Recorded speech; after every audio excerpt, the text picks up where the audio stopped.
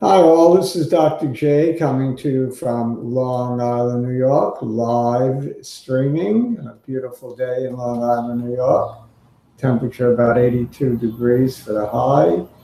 Right now in the high 70s.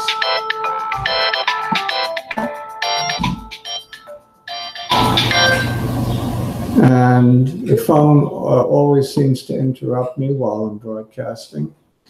So we're going to ignore that. I had the semifinal game wrong as Croatia beat.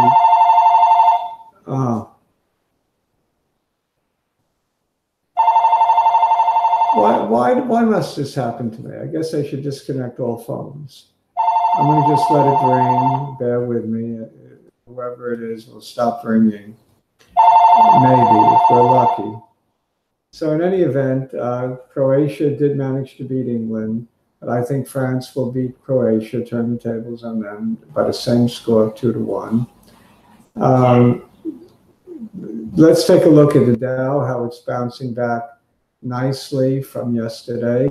And let's take a look at the year-to-date trends on the Dow as compared to Apple and the Nasdaq. So let's take a quick look.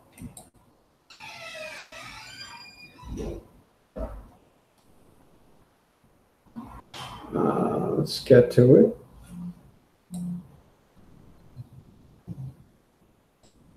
Okay, so we have a chart of the Dow Jones in candlestick form. Apple is this blue line.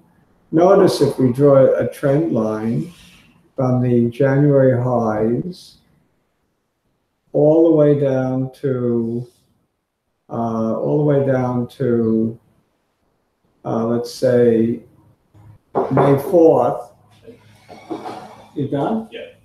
1 second, I will be right back. There's no balance. There's no balance, so is it? Yeah. There is. 6, 7, 8. 7, 8. Can I use your bathroom? Yeah, go ahead.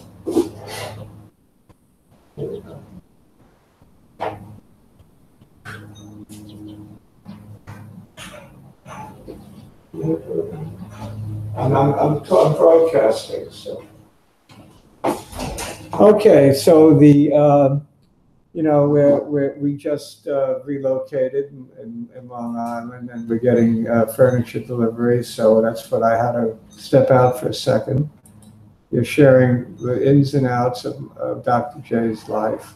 Anyway, this trend line is a sharp downward descending trend line, which was clearly broken May 4th, as we had a short, long green arrow that finished clearly above, with confirmation on May 7th of yet a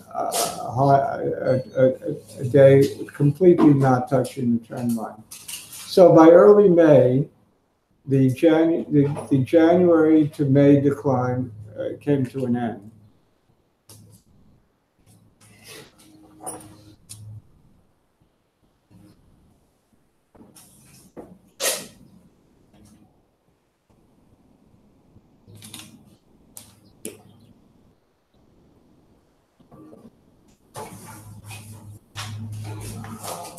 Okay, so yeah, I just was interrupted again. I'm sorry, but this is worth looking at. And this was a sharply descending trend, a sharp slope on this descending trend line. If you look at the new high that it made on June 11th, and we connect the two highs, we get a much less sharply descending line. And if we then could look at the lower trend line connecting the two lows, the April 2nd low and the May 3rd low, we see another line with not a drastic slope, but these two lines are now coming together. And all the action has been between this upper trend line and this lower trend line. Right now, we're at the bottom, well, towards the bottom of the lower trend line. I think we will get another touch somewhere out here somewhere in a little bit of time, maybe another week or two, that will be below this June 11th high of 25,402. So maybe somewhere in the 2,500 vicinity, we should get another turning point, inflection point, that might be the last one before it breaks through the end of this triangle somewhere in the future. And when it does that, I expect a rather sharp decline. So I'm thinking the next move will be south of the bottom trend line, not north of the top trend line. And today we're having a nice day. So far we have a beautiful looking hammer where it tried to come down and Dow has rebounded nicely. So we're at 24,884 today. 24,884. Wait a second. We're at 24,884, right? And I'm looking at July 5th for some reason. I don't know why.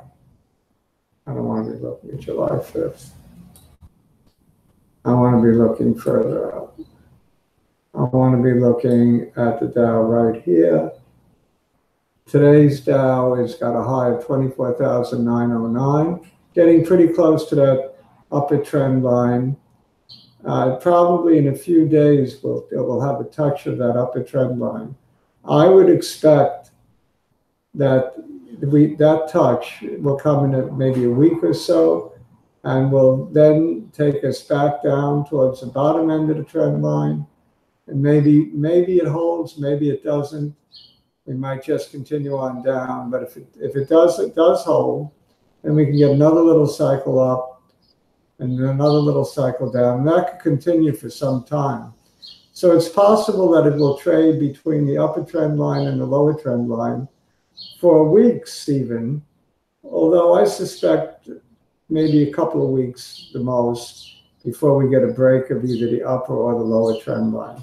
This Dow has been volatile, and I don't expect much of a change in volatility. So I expect another couple of weeks we'll see a clear direction on the Dow, whether it be up or down. My thinking is that it will break to the downside and we'll finally get the end of the bull. But it might take 2 weeks, 3 weeks, I don't know. If it does break out of the upper trend line and closes above 25,402, then I would think there's a stampede going on, not just a bull. And we'll see new all-time highs above 26.6. That's all on the Dow. Let's take a quick look at Major League Baseball.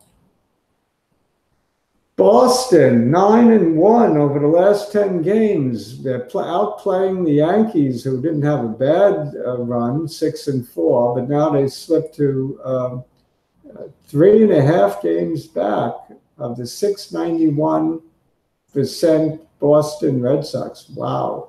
Playing 700 ball, winning 7 out of 10 games. The Yankees, as great as they are, may have trouble catching the Boston Red Sox. This, in my mind, sets up a trade. Jacob deGrom, I know the Mets and Yanks don't like to trade, but Jacob deGrom for Torres and Bird. I think that's a fair trade. They would be getting the pennant in a pretty package. Jacob deGrom is unhittable virtually, with the lowest ERA in baseball, pitching magnificently, and he will be a sure thing win every 5 days for the New York Yankees. I make that trade, and maybe if the Mets threw in Asdrubal Cabrera, so that they'd have someone decent at second base, the Yankees might just make that trade.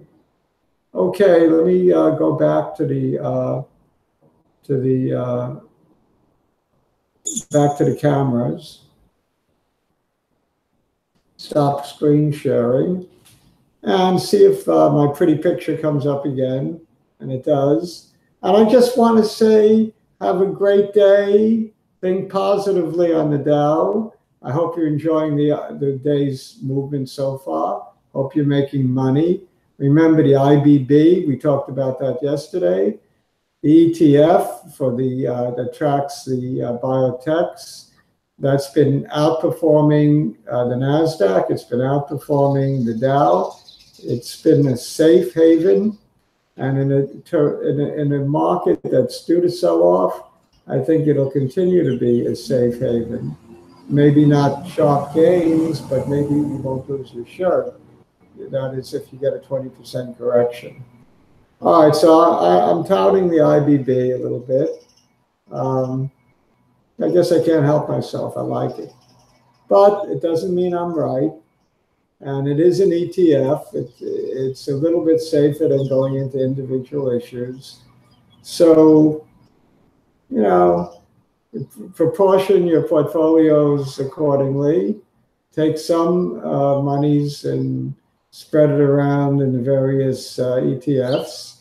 I would stay away from the diamonds because the Dow just hasn't been performing as well as the S&P 500 or the Nasdaq 100 or the IBB. So I would go into what's doing the best, what's been doing the best, and maybe play a little defensive at this point. Adios, amigos.